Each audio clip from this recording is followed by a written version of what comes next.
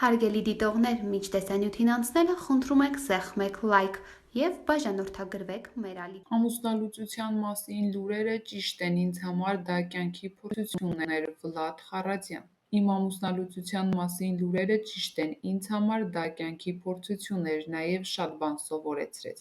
Այն, ինչ ես սովորեցի այդ շրջանում, կյանքում երևի չէր էլ կարող սովորել։ Այդ թվում հասկանում եմ, որ դու ընդունակ ես մարդկանց սիրելու, թե ոչ, ու դա շատ մեծ փորձ է տալիս հետագա քո կյանքում խնդիրներ չունենալու կամ փորձություններն ավելի ճիշտ հաղթահարելու համար։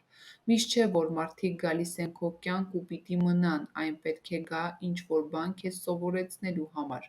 Ես սկսեցի 24 ժամի փոխարեն աշխատել 36 ժամ, երբ իմ հասակակիցները վայելում էին կյանքը, ընկերական միջավայրում էին։ Ես 15 տարեկան էի ու մանկական տրավմաներ ունեի, ոչ ոք չէր ուզում ինձ հետ շփվել դպրոցական տարիքում, ու ես սկսեցի զբաղվել սպորտով՝ իմ արտաքինն ավելի լավը դարձնելու համար։ Հետո հասկացա, որ արտաքինը լուծում չէ,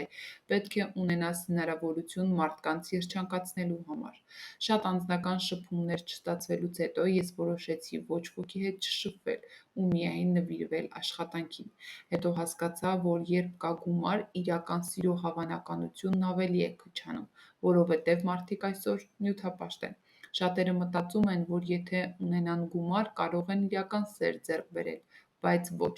դա կեղծ է ու ժամանակավոր սեր է։ Իրական սերը, երբ մարդը գումար չունի, բայց դիմացինին սիրում է։